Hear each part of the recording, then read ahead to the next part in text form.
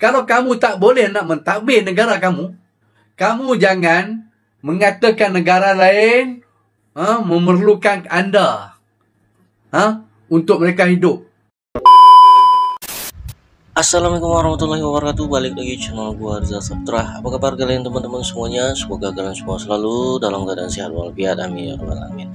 Oke guys, beberapa waktu lalu Menteri Pertanian Malaysia datang ke Indonesia untuk meminta bantuan Indonesia untuk menyelesaikan krisis yang terjadi di Malaysia.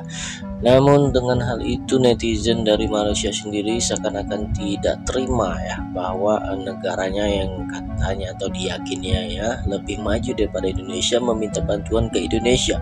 Bahkan sampai mereka merendahkan dan menghina Menteri Pertanian Indonesia. Tapi mereka tidak menyadari ya, mereka sampai ingin memboikot ya produk-produk Indonesia yang ada di Malaysia, tanpa menyadari bahwa 98% produk yang ada di Malaysia itu adalah dari Indonesia ya. Nah, seperti apa videonya, kita langsung aja reaction di channel Atanua Media ya, dimana ada videonya. Begitu netizen 60 OMG tinggi ditampung balik menterinya sendiri. Produk ini 98% dari Indonesia. Nah, tanpa berlama-lama kita langsung aja reaction videonya guys. Check it out.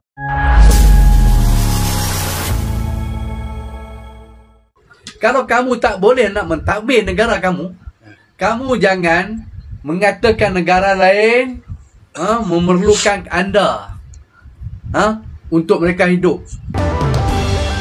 Oke, buat teman-teman jangan lupa kunjungi channel Atanua Media ya. Assalamualaikum warahmatullahi wabarakatuh. Kembali lagi dengan kami di channel ini. Ya, beberapa oknum warganet tetangga yang kadang kelewat percaya diri, pernah mengatakan, Malaysia tak butuh Indonesia, hingga ada yang mencuit mau memboikot produk-produk asal Indonesia. Jangan menteri Menteri Indonesia ni, saya cakap kepada Menteri Indonesia ni, kalau bodoh jangan jadi menteri. Orang Indonesia 300 juta, kenapa pilih orang bodoh menjadi menteri? Kalau kamu tak boleh nak mentadbir negara kamu, kamu jangan mengatakan negara lain memerlukan anda untuk mereka hidup, supaya rakyat kamu happy. Kamu menteri yang suka berhalusinasi. Namun faktanya ada produk dari Indonesia yang sangat diminati di Malaysia, terutama untuk kebutuhan rumah tangga. Hal itu pun pernah terjadi keributan di jagat maya di negara tetangga. Ketika produk dari Indonesia ini dikurangi, ia menyebabkan lonjakan harga di pasaran. Harga santan di Terengganu kini dilaporkan naik sehingga RM20 sekilogram. Peniaga mendakwa puncanya disebabkan oleh kekurangan bekalan kelapa import. Kru kami turun padang ke pasar untuk meninjau. Tinjauan dilakukan di Pasar Cabang 3, Kuala Terengganu. Kata peniaga, harga santan segar dinaikkan sejak minggu lalu. Sebelum ini, santan dijual dengan harga kira-kira RM15 sekilogram, tetapi oleh kerana harga kelapa naik, mereka terpaksa menaikkan harga santan segar kepada RM20 sekilogram. Ketiadaan stok kelapa juga memaksa peniaga menutup perniagaan mereka. Bekalan sekarang ni memang tak ada lah. Kita 100% marahkan bekalan daripada Indonesia. Ramai peniaga-peniaga santan dah mengeluh. Mengeluh sebab bukan tak ada kelapa. Sebab kelapa terlalu mahal. Apalagi kelapa import.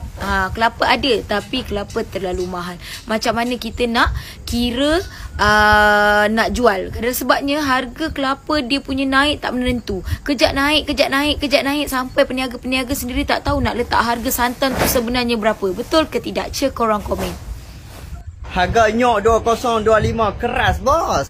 Dan bila harga nyok keras, raw material kita keras, santan confirm mahal punya. Ini raya 2025. Macam mana nak beli santan? Harga terlalu tinggi, terlalu mahal. Isu baru-baru ini kita boleh lihat harga santan telah naik 100% kalau dibanding dengan tahun lepas. Apa yang akan berlaku adalah kos sara hidup akan jadi lebih mahal. Selain daripada itu, ada kemungkinan bahawa ekonomi kita akan mengalami kehilangan kerja. So di sini kita boleh lihat bahawa kos sara hidup makin lama makin mahal. Sehingga ketika ada netizennya yang teriak untuk memboikot barang dari Indonesia, mereka seakan ditampol kembali oleh Menteri Pertaniannya sendiri. Untuk beberapa tahun yang akan datang. Karena kita nilai import ni kita tahu bergantung kepada ihsan negara yang mengekspor itu. Kalau mereka boleh jual di negeri lain dengan harga yang lebih kompetitif, maka mereka kurangkan jualan mereka kepada kita. Tapi sekarang ini Indonesia tidak mengurangkan, cuma dinaikkan harga.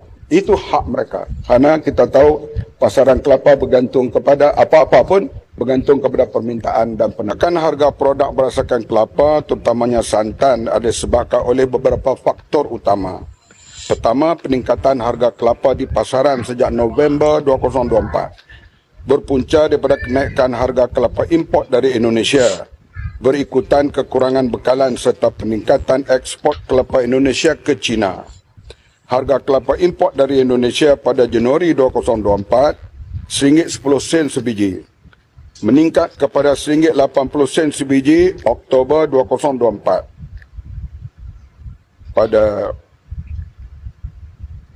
Dan RM2.20 sebiji pada hari ini. Buat masa ini negara bergantung 98% sumber import kelapa dari Indonesia.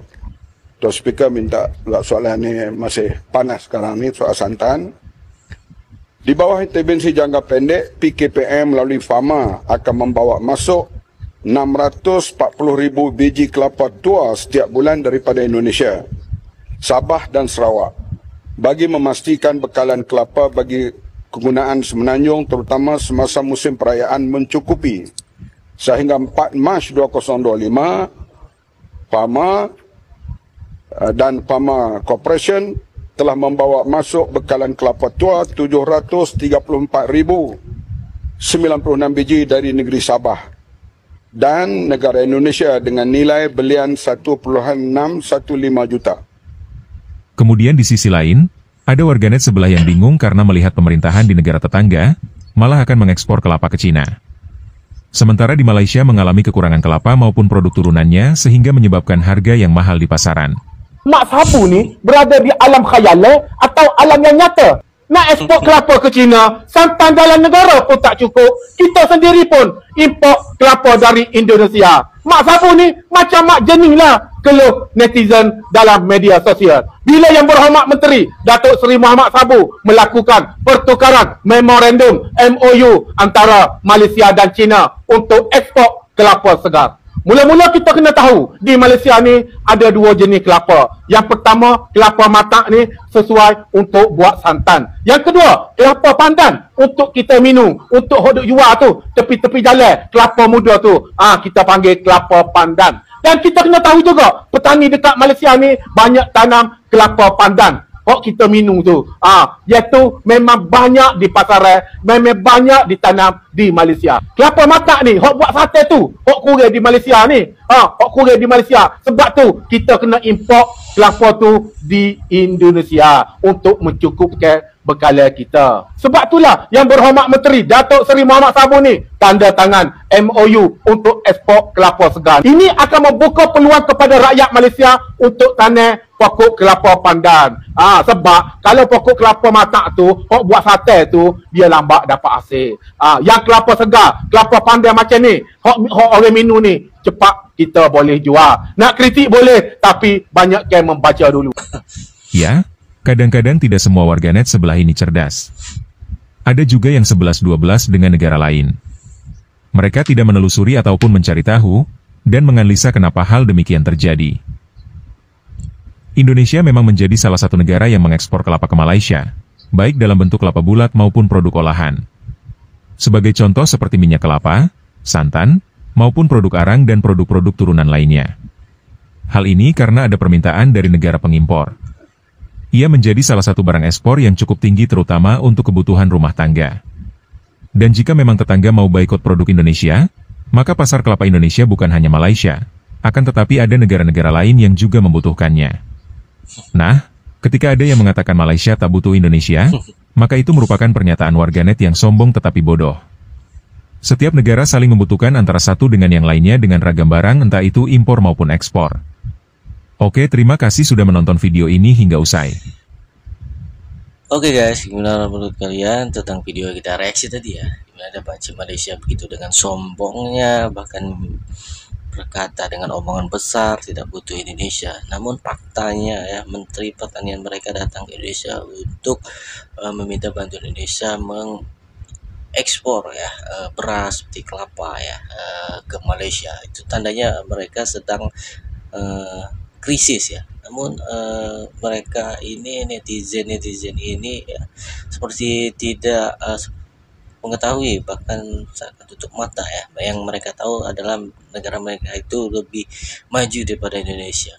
Nah, jadi kenapa harus minta bantuan Indonesia, sampai datang ke Indonesia ya, sampai-sampai Menteri Pertanian Indonesia diserang ya, dikata-katain ya seperti tidak pantas. Nah, sungguh miris ya. Namun faktanya ya tidak seperti yang mereka katakan tadi ya. Mereka cakap mereka tidak butuh Indonesia, tapi kenyataannya sangat ketergantungan dengan Indonesia. Oke, buat teman-teman cukup sekian reaction gua. Maaf jika ada salah-salah kata dalam reaction. Saya Ari, wassalamualaikum warahmatullahi wabarakatuh.